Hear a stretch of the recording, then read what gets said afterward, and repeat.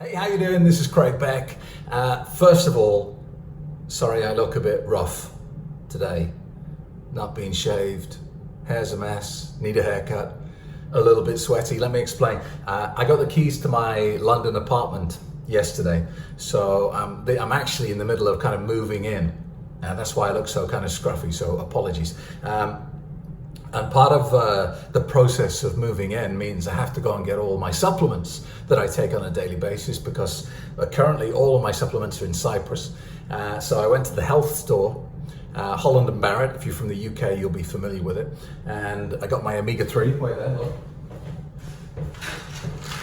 Got my omega-3. And I also got my turmeric supplements and my probiotics and all the things that I take on a regular basis. And at the checkout, at the till, I noticed they were selling miniatures in a health food store. So this immediately caught my attention. And when I looked more closely, they are non-alcoholic miniatures. And they were on special offer. They were supposed to be £3 and they were selling them for £1 each. Now that either means they really want to push them, or they've not been selling well and they don't taste very good. So I thought I would taste it, share the moment with you, and let you know if this is really something worth having. Now, I know the whole non-alcoholic range thing is a real polarizer.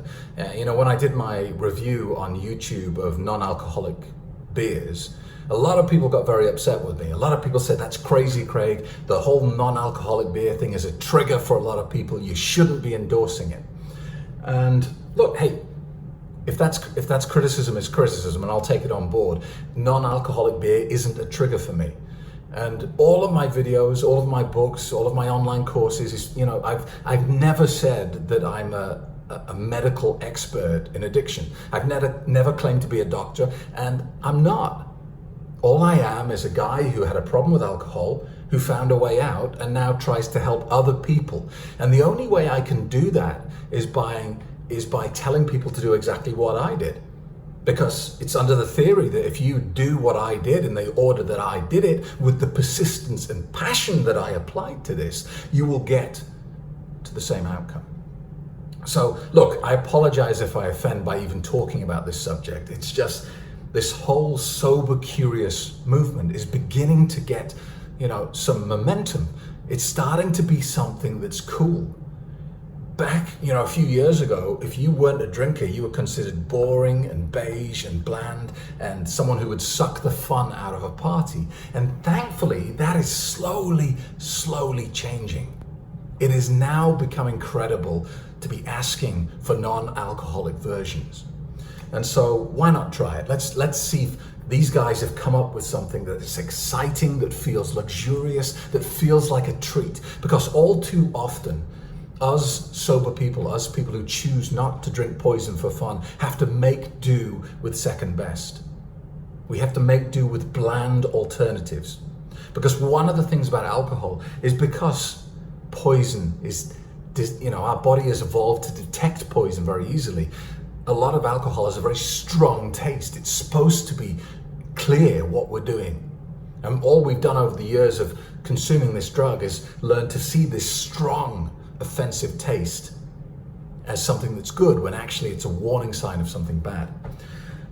So I've got to tell you, I'm not optimistic, because I've never tasted any drink that has claimed to be a substitute for an alcoholic drink that wowed me. There are plenty of really great beverages out there, tonic water, some high quality sparkling mineral waters, some of the elderflower sparkling waters are really nice, but they're not claiming to be a substitute for an alcoholic beverage, whereas this kind of is. So it's called Seedlip. I'm sure many people will have heard of it. I've never seen it before because we don't have stuff like this in Cyprus, and because I'm here in London, I guess I'm being exposed to a much broader variety of options.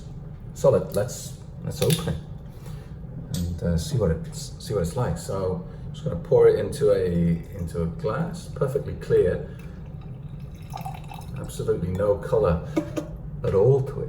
Consistency of water. So, what's it smell like? Okay, it's interesting. It's definitely got some character to it, you know. It's I can't put my finger on it. It's slightly minty. It's like a minty tonic water. Okay, let's taste it.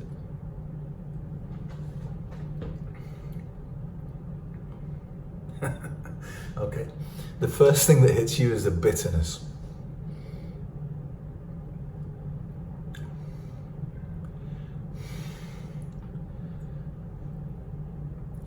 I'm underwhelmed. It's like, if you can imagine drinking tonic water that's been left out overnight, it's gone completely flat. It's room temperature, it's flat, and you've squirted a bit of lemon juice in it. That's this. That is what this is. I'm so disappointed. Why would you spend, I mean, these are supposed to be £3 for a mouthful of tonic water. Get real. That's why this is reduced. It's not because they're trying to push it as this exciting new brand. I'm sorry. I really wanted to love it. I really wanted to say that was a treat. That is just flat tonic water with a squirt of lemon juice. How disappointing. Okay, so I guess we're going back to the old favorite then. Thanks for watching. Don't forget, if you are worried about your drinking and you want to get started on this journey into sobriety, the best thing you can do right now is go to my website, stopdrinkingexpert.com, and sign up for today's free quit drinking webinar. And while you're here, don't forget to like and subscribe to my YouTube channel. Thanks for watching. I got to get back to moving in, so I'll see you later.